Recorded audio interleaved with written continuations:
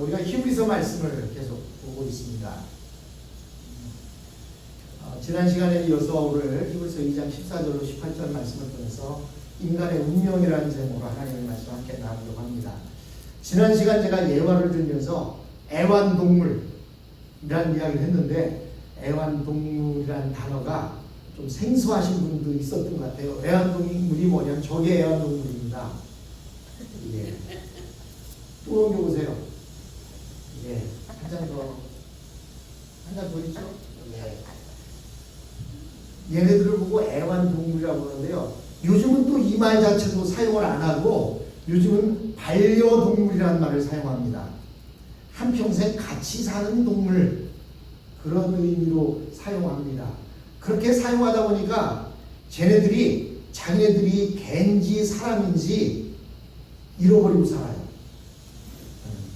그래서 종종은 아기와 강아지를 같이 키우다 보면 그 엄마가 안 보는 사이에 강아지가 애를 옷을 물어다가 끌어다가 밖에다 막 끌고 나가기도 하고 이러는 그 애완견도 있다고 합니다. 그렇게 희귀 질투가 생긴다고 그러죠. 우리는 저런 애완동물이 아니라는 이야기를 하기 위해서 저 그림을 보여줬었는데요. 오늘 본문에 보면 아마 우리 인간의 운명에 대해서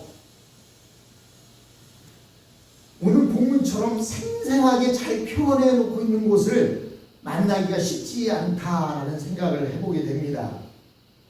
오늘 성경이 보여주는 것이 바로 인간의 모습이며 처지입니다. 14절로 15절 다시 한번 보겠습니다. 자녀들은 혈과 육에 속하였음에, 여기서 말하는 자녀들이 누구죠? 우리가 지난 시간 보았잖아요. 하나님의 자녀, 우리를 하나님의 자녀 삼았다. 자녀들은, 즉 사람들은, 인간들은 혈과 육에 속하였음에 그도 또한 같은 모양으로, 그가 누구예요? 예수님도 또한 같은 모양으로, 같은 모양이 뭐예요? 인간의 모습, 인간의 육신을 입고 오셨다 그랬잖아요. 같은 모양으로 혈과 육을 함께 지니심은, 우리 하나님의 자녀 인간들이 혈과 육을 지녔기 때문에 그들을 구원하기 위해서 예수님도 우리와 같은 모양으로 혈과 육을 함께 지니셨다. 그 이유가 무엇이냐? 뭐라고요? 죽음을 통하여 죽음의 세력을 잡은 자, 곧 마귀를 멸하시며, 죽음을 통해서 죽음의 세력을 잡은 자, 곧 마귀를 멸하시기 위해서, 또 죽기를 무서워함으로 한평생 매여 종로로 타는 모든 자, 죽기를 무서워한다. 여러분 죽기 안 무서워하는 사람 보셨어요? 말로는 얘기하죠. 난 죽음도 두렵지 않아. 네, 사실 인간으로 태어나서 죽음 두려운 사람이 어디 있어요? 네? 어떤 분 남편은 조금 아픈 거 같고 금방 다 죽어가기도 하죠. 그렇게 죽기를 무서워하는데, 죽기를 무서워함으로 한평생 종로로 타는 자, 무엇의 종로릇을 해요? 죽음의 종로릇을 하는 거예요. 즉 그 위에 그 죽음의 세력을 잡은 자가 누구예요? 마귀의 종로로 타는 자들을 놓아주려 하심이다 라고 성경은 말하고 있습니다. 모든 인생은 한평생 죽는 것이 무서워서 죽지 않으려고 몸부림치며 사는 형편입니다. 그래서 오늘 이 본문의 말씀이 우리 인간의 운명을 가장 잘 표현해 놓은 것이 아닌가 생각합니다. 죽기를 무서워해서 죽지 않으려고 평생을 살아가는 것이 우리 인간의 모습입니다. 인간은 마치 몸에 무시무시한 시한폭탄, 제가 시한폭탄 했는데요.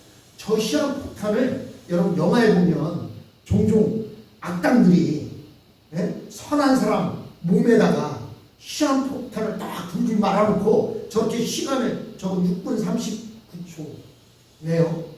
저렇게 시간을 딱 정해놓고 그 안에 돈을 가져오지 않는다든지 그 안에 뭐를 하지 않으면 이 사람을 죽이겠다. 그래서 그 시간 전에 어떤 멋있는 히어로가 나타나서 그 악당을 무찌르고 저것이 마지막 영초가 되기 바로 직전에 딱 끄는 거, 그게 보통 영화의 모습 아닙니까? 네, 여러분, 우리는요 저 시한폭탄보다 더 무서운 걸 태어날 때부터 몸에 지니고 있었어요. 어떤 사람은 80년 몇 개월로 지닌 사람이 있고 어떤 사람은 30년 몇 개월로 지닌 사람이 있어요. 그래서 우리가 잠을 자든 밥을 먹든 일을 하든 저 우리 몸속에 있는 시한폭탄은 계속해서 째깍째깍째깍 소리를 내면서 영을 향해서, 죄를 향해서 달려가고 있는 겁니다. 영이 딱 되는 순간 뻥! 하고 퍼지는 대신에 죽지요. 그게 우리 인간의 모습입니다. 사람이 죽을 때 겪는 고통은 이 세상 살면서 겪는 그 어떤 고통보다 더 클 것입니다. 그래서 개똥밭에 불러도 저승보다는 이승이 낫다라고 얘기하는 이유가 뭐냐면, 죽을 때의 그 고통, 죽는다는 그것을 생각하면 그냥 이 세상에서 개똥밭에 굴르며 살아도 사는 게 낫다라고 이렇게 우리 한국 사람 속담에 있는 것입니다. 그러나 그 사람들이 깨닫지 못하고 알지 못하는 것이 하나 있는데, 그 죽음 뒤에 무엇이 기다리고 있는가, 그 사실을 깨닫지 못하고 살아가고 있다는 것입니다. 뿐만 아니라 죽은 사람은 썩어 없어진다는 사실입니다. 사람들은 굶어 죽지 않기 위해서 열심히 일을 해야 합니다. 사람이 굶어 죽는 것이 얼마나 비참하고 고통스러운지 모릅니다. 저 아프리카 기근 지역에 있는 그 사진들을 한번 보세요. 뼈만 항상하게 남아있고 눈만 땡그래갖고 굶고 괴로워하는 그런 사람들의 모습을 한번 보십시오. 또한 사람들이 매를 맞는다든지 하는 그 고통이 얼마나 크면 그 매를 맞지 않기 위해서 시키는 대로 예전에 다 하면서 살지 않았습니까? 사람들에게 가장 무서운 것은 역시 죽음입니다. 사람들은 죽음이 무서워 죽을 때까지 사는 것 자체를 종노릇합니다. 무엇의 종노릇해요? 죽음의 종노릇하는 거예요. 즉 살기 위해서는 무슨 일이든지 해야 하고, 살기 위해서는 권력자가 시키는 대로 해야 하고, 살기 위해서는 열심히 남을 해하면서까지도 나 하나 잘 살아보자고 그렇게 살아가는 것이 인생들의 모습입니다. 그러나 이것은 눈에 보이는 세계이고, 눈에 보이지 않는 세계에는 마귀가 모든 것을 지배하고 있습니다. 자, 죽음으로 말미암아 죽음의 세력을 잡은 자, 여기 이렇게 표현해 놓고 있는데요. 옛날 성경에는 이 말을 죽음이라고 표현하지 않고요, 사망이라고 표현했어요.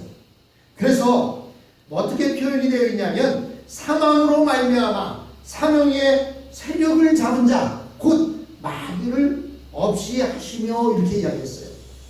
여기서 죽음이라고 이야기하지 않고 사망이라고 표현해 놓은 이유는 뭐냐면, 그 우리가 지금 본 육체의 죽음과 여기 말하고 있는 사망은 약간 다르다는 거예요. 위에서 말하는 것은 육체의 죽음을 이야기하고 있지만, 여기서 말하는 사망으로 말미암아 사망의 세력을 잡은 자, 이 사망은 바로 영적인 죽음을 표현해 놓고 있는 것입니다. 즉 하나님께서 죄 때문에 인간을 다 버리셨을 때에 영적 사망이 이 땅에 오게 되었습니다. 우리는 하나님의 성령을 받아야 아름답고 능력 있게 살 수 있는데, 성령의 능력과 말씀과 기도의 능력이 끊어져 버리니까 자동적으로 깡패 두목 같은 마귀가 우리의 왕노릇을 하는 것입니다. 기도로 교통하고 말씀을 읽으면서 분별력이 생기면 깡패들이나 속이는 자들이 와서 이렇게 저렇게 말을 해도 속아 넘어가지 않아요. 요즘 보이스피싱이라는 것이 있습니다. 보이스피싱. 예, 즉 말로 낚는다. 전화해야 되고, 당신 세금 얼마 안 냈는데 빨리 당신 세금 내야 된다. 지금 세금 내면 그냥 세금을 좀 감해줄 수 있는데 지금 내지 않으면 페널티에다가 또 경찰에 신고가 들어가서 더 큰 돈을 물어주게 될 것이다. 그러니까 이 어카운트 불러줘. 빨리. 아니면 내 어카운트에 돈을 넣어줘. 라고 이야기해요. 근데요, 조금 분별력이 생긴 사람은 무슨 IRS에서 전화로 세금을 내라고 해? 이건 뭔가 잘못됐구나. 이렇게 생각할 텐데, 만약에 그런 분별력이 없어져 버리면, 특히 한국에서는 자녀들을 가지고 이런 이야기를 많이 합니다. 당신 자녀가 다 뒷길 나가 살고 있는데 지금 교통사고가 나서 지금 응급실에 가 있는데 돈이 있어야 접수를 받아준다고 한다. 빨리 당신 이 어카운트로 돈을 보내주십시오. 그러면요, 자식이 지금 교통사고가 나서 병원에 입원해야 되는데, 미국은 무조건 입원시키지만 한국은요, 접수가 안 되면 아무리 죽어가는 환자라도 받아주지 않아요. 치료를 해주지 않습니다. 그러니까 그 얘기를 들으면 시골에 있는 부모들이 깜짝 놀라서 당장 쫓아올 수도 없고 빨리 그 번호 알려달라고. 그래서 번호를 알려주고 나면, 그리고 나서 나중에 자녀한테 전화해보니까 나 잘했는데요? 왜 그렇습니까? 분별력이 없어졌기 때문에. 하나님의 성령의 능력과 또 말씀과 기도의 능력이 항상 하나님과 교통하고 있을 때, 기도의 끈이 연결되어 있을 때에 우리는 분별력이 생겨서 오직 하나님의 말씀을 붙잡고 사는데 그것이 끊어져 버립니다. 사탄을 깡패 두목처럼 생각하고 두려워서 쫓아가며 사는 인생을 살아가는 것입니다. 그리하여 마귀는 눈에 보이지 않는 사회적 풍습이나 제도를 통해 우리 인간들을 지배하고 특히 하나님을 믿지 못하도록 방해하고 죄 짓도록 충동질을 하는 것입니다. 하지만 예수님의 오심으로 마귀는 우리를 지배할 모든 권한을 다 잃어버리게 되었습니다.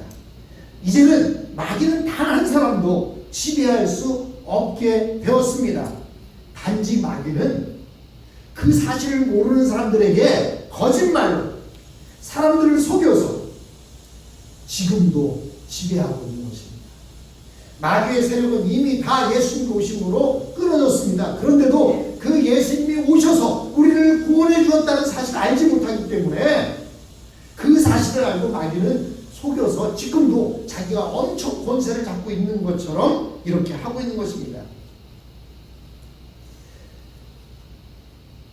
그런데요, 그렇게 마귀에게 종노릇하고 있는 자들에게 복음이 증거되고 그들이 예수님의 이름을 부르면 마귀는 또 도망을 가게 되어 있습니다. 예수님이 이 세상에 오신 것은 눈에 보이지 않는 감옥에 갇힌 죄수들을 풀어주시기 위해서입니다.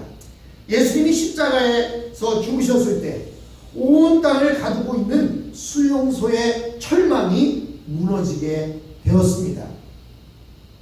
동독과 서독을 가로막고 있던 베를린에 있었던 그 장벽이 무너지자 동서독이 서로 왕래하고 살아갈 수 있게 된 것처럼 예수님이 이 땅에서 십자가에서 죽으심으로 말미암아 우리와 하나님 사이에 가로막혀 있던 그 장벽이 무너지게 된 것입니다.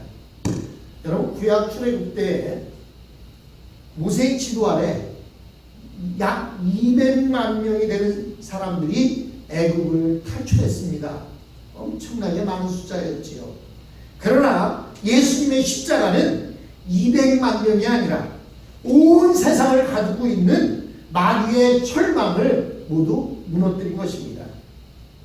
이제는 누구든지 마음껏 하나님께로 돌아올 수 있습니다.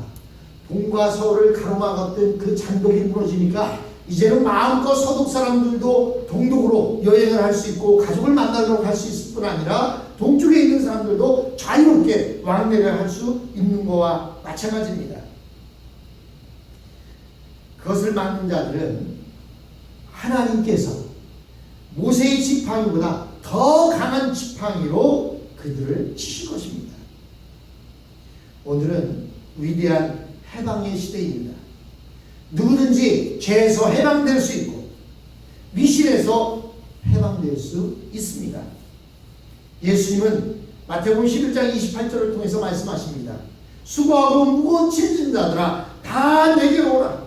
내가 너희를 쉬게 하리라 라고 이렇게 말씀하셨습니다. 우리가 그렇게 할 수 있는 이유가 무엇입니까? 그것은 우리의 대제장이 살아계시기 때문입니다. 17절로 18절을 보겠습니다. 그러므로 그가 범사에 형제들과 같이 되심이 마땅하도다. 그러므로 그가, 그는 누구예요? 예수님이 형제들과 같이 됨이 마땅하도다. 즉 우리 인간들과 같이 됨이 마땅하다. 이는 하나님의 일에 자비하고 신실한 대제장이 되어 백성의 죄를 속량하려 하심이라. 그가 시험을 받아 고난을 당하셨은즉 시험 받는 자들을 능히 도우실 수 있느니라. 구약 이스라엘의 대제장의 자격은 반드시 이스라엘의 형제 중에 하나여야만 했습니다. 천사는 절대로 대제장이 될 수가 없습니다. 왜냐하면 죄를 위해 기도할 수 있는 제장은 우리가 겪는 고통을 아는 자이어야 하기 때문입니다. 헨리 나우엔이라고 하는 그 신학자가 쓴 책이 있습니다. 제가 사진 하나 올려놨는데, 상처 입은 치유자라는 책을 썼어요. 상처 입은 치유자. 상처 입은 치유자가 누굴까요? 바로 예수님이십니다. 예수님이 인간의 모습을 입고 이 땅에 오셔서 상처받고 죽는 고통을 겪으셨기 때문에 그는 치유자의 자격이 있다. 여러분, 종종 말씀드리지만 저는 별로 크게 아파본 적이 없어요. 그러다 보니까 누가 아프다고 해도요, 좀 이렇게 치근히 여기는 마음은 조금 있긴 한데 정말 그 고통을 경험해보지 않았다 보니까 그럴 수 있지, 좀 아픈 거 같지, 그런 마음이 좀 많아요. 근데 여러분 한번 생각해 보세요. 암 수술을 받고 암 치료를 받아본 사람이 누가 암에 걸렸다. 그러면 그분이 그 암 환자를 생각하는 마음과 저같이 암에 걸려본 적이 없는 사람이 그 암 걸린 사람을 생각하는 것 같을까요? 아무래도 다를 거예요. 겪어본 사람이 더 잘 알지 않습니까? 그래서 호라비 마음 누가 알고? 잘 보시네. 호라비 마음은 과부가 알고, 과부 마음은 호라비가 아니라. 네? 예수님이 직접 인간의 모습을 입고 이 땅에 오셔서 우리의 죄를 위해서 십자가에 달려 죽기까지 사랑해 주시고 죽으심의 고통을 경험하시고 그리고 부활하셨지 않습니까? 그렇기 때문에 그 예수님이 우리의 고통을 너무나 잘 안다는 거예요. 그리고 그분은 인간의 모습을 입고 형제로 오셨기 때문에 대제장이 될 수 있다라고 이야기하고 있는 것입니다. 여러분, 우리를 위해서 기도해 주는 사람이, 그 고통을 아는 사람이 그 기도를 더 간절하게 하겠지요. 죄를 위해 기도할 수 있는 제장은 우리가 겪는 고통을 아는 자여야만 한 것입니다. 우리는 한 번만 용서받는다고 해서 죄를 더 이상 짓지 않는 것은 아닙니다. 자꾸 죄를 짓습니다. 예수 믿고 구원받았다고 해도 남이 안 보는 사이에는 뭐 좀 좋은 거 있으면 왠지 모르게 그거 아무도 안 보니까 좀 내 거 하고 싶고, 그렇지 않습니까? 그 때문에 대제사장이신 예수님은 항상 살아서 우리 기도를 들으시고 우리의 예배를 받으십니다. 우리가 아무리 자주 죄를 지어도 하나님 앞에서 다 해결해 주십니다. 뿐만 아니라 예수님은 이 세상에서 많은 시험을 받으셨으므로 우리를 도우실 수 있습니다. 18절 말씀입니다. 그가 시험을 받아 고난을 당하셨은즉, 그가 시험을 받아 고난을 당하셨어요. 어떤 고난? 십자가에 달린 고난을 받으셨어요. 그러므로 시험 받는 자들을 능히 도우실 수 있느니라. 여기서 말하는 시험 받는 자들이 누구예요? 바로 우리들 아닙니까? 우리들을 본인이 다 경험해봤기 때문에 능히 도우실 수 있다라고 말씀합니다. 우리가 시험을 당했을 때 얼마나 두려워하고 얼마나 염려하고 얼마나 비겁해지는지 예수님은 다 알고 계십니다. 그러기에 어려운 시험 중에 빠져 있을 때 위로하시고 격려하시며 특히 우리를 위해 기도로서 도와주십니다. 여러분, 많은 경우 어떤 어려움을 겪었을 때 그 어려움 가운데서도 이거 그렇게 어려운데 그냥 문제가 술술 잘 풀리는 때를 여러분 기억하실 것입니다. 그러면서 누군가 나를 위해서 기도하고 있나? 누군가 나를 위해서 기도하고 있나? 그게 누굴까요? 바로 여러분들, 우리들의 대제사장이신 예수님이 우리를 졸지도 아니하시고 주무시지도 아니하시고 눈동자처럼 우리를 지켜보고 있다는 사실입니다. 여러분, 거기에 대해서 아주 부족하지만 저도 여러분을 위해서 매일 기도하고 있습니다. 우리 힘으로는 도저히 안 되는데 이상하게 잘 될 때가 있어요. 내일 이 큰 일이 있는데 이걸 어떻게 해야 되나 하는데 고민하고 있는데 갑자기 그 문제가 술술 잘 풀릴 때가 있어요. 예수님께서 나를 위해서 기도하고 계십니다. 그것은 바로 대제사장이신 예수님이 나를 위해 기도해 주셨기 때문입니다. 우리는 때때로 내 편이 아무도 없다고 생각하고 오직 나만 외롭게 혼자 있다고 생각합니다. 하지만 하나님 보좌 우편에 가장 막강한 내 편이 있다는 사실, 바로 예수 그리스도십니다. 여러분, 예수 그리스도님보다 더 막강한 내 편이 어디 있어요? 다른 사람 아무것도 없어도 상관없습니다. 있으면 더 좋을 수 있지만 그래도 주님 여전히 하나님 우편에서 나를 지켜보고 계십니다.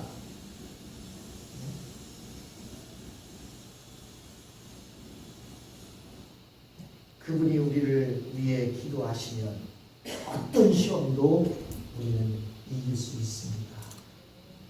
그러므로 여러분, 기도해야 됩니다. 기도의 끈을 연결해야 됩니다. 여러분, 전화기가 아무리 비싼 전화기를 갖다 놨어도 데이터에 연결하지 않거나 또는 통신사에 연결하지 않으면 전화가 될까요? 안 될까요? 전화가 안 됩니다. 좋은 통신사, 좋은 전화기가 있으면 뭐합니까? 연결이 안 돼 있으면 소용없어요. 하나님 우편에 계시면서 우리를 위해서 밤낮 간구하시고 기도하시는 그분과 이 라인이 연결되어 있어야 되는데 그 라인이 연결되어 있지 않다 보니까 주님은 여전히 베풀고 계시는데 라인이 없어서 주님은 받아라 받아라고 계속 복을 내려주고 있는데 라인이 연결이 안 되어 있다 보니까 그 복을 누리지 못하고 살아가는 거예요. 오늘 많은 사람들이 이 엄청난 복음을 듣고서도 소홀히 여기는 것은 아직 우리의 처지를 잘 몰라서 그런 것입니다. 또한 마귀에 속아서 그런 것입니다. 우리는 누가 뭐라고 해도 이 복음을 우리의 생명처럼 붙들어서 특히 대제사장이신 예수님을 우리는 붙들어야 합니다. 더 이상 우리는 죄의 무거운 짐을 지고 갈 필요가 없습니다. 우리의 대제사장에게 모든 죄의 무거운 짐을 다 넘겨드리고 우리는 이 땅을 살아가야 됩니다. 옛날 시골에 한 할머니가 보따리 짐을 머리에 이고 끙끙거리면서 장을 가고 있었습니다. 근데 우마차를 끌고 오던 한 아저씨가 그것이 너무 따뜻해 보여서 마차를 세우고 물어봅니다. 할머니 어디까지 가세요? 그러니 그 할머니가 저기 있는 그 장터에 내가 요거를 돈으로 바꾸려고 가져가고 있다고. 그러니까 그러면 저도 길이 같은데 할머니 제 마차 뒤에 타세요. 그래서 이제 할머니를 마차 뒤에 태우고 한참을 가다가 뒤를 흘끗 보니까 아주 이상한 장면이 눈에 들어오는 거예요. 뒤에 우마차에 앉아있는 할머니가 그 보따리를 머리에 이고 그 마차에 앉아서 가고 있는 거예요. 이상하지 않습니까? 네? 어차피 마차도 타고 있는데 보따리 옆에다 내려놓고 가지. 그래서 이 아저씨가 뒤를 돌아보고 할머니 무거우실 텐데 우리 그 보따리 이렇게 머리에다 이고 계세요. 옆에다 내려놓으시지. 그 할머니가 아유 젊은이 내가 내 한 몸 힘세지는 것도 미안한데 어떻게 이 보따리 마저 여기다 놓고 내 몸 하나 신세지는 것도 미안한데 참 잘 아는 분은 이해를 못 하시는 것 같아요. 이 이야기가 옛날 이야기가 잘 이해가 안 되는 것 같은데 마차에 탔으면 이 보따리를 옆에 놓고 편하게 가라고 마차를 태워준 거지. 근데 이 할머니는 자기 태워준 것도 미안한데 어떻게 그 보따리마저 그 옆에다 놓고 가냐 이거예요. 참 웃죠. 웃으라고 말씀드리는데 근데요 그게 바로 우리의 모습. 그 모습이 우리의 모습이에요. 아유 예수님 구원해준 거 하나마저도 감사한데 어떻게 또 이런 것까지. 참 우스운 모습이 우리의 모습입니다. 더 큰 건 구원이라는 걸 주셨으면 나머지는 부스러기 은혜인데 그 부스러기 은혜들 그거 주님이 주신다는데 어떻게 제 구원받은 걸로 감사한데 그 부스러기 은혜까지 내가 받겠어요. 그래서 그냥 마차에 걸터 앉아갖고 땀 뻘뻘 흘리면서 보따리 좀 짚고 이렇게 앉아서 가는 그 할머니의 모습이 우리의 모습입니다.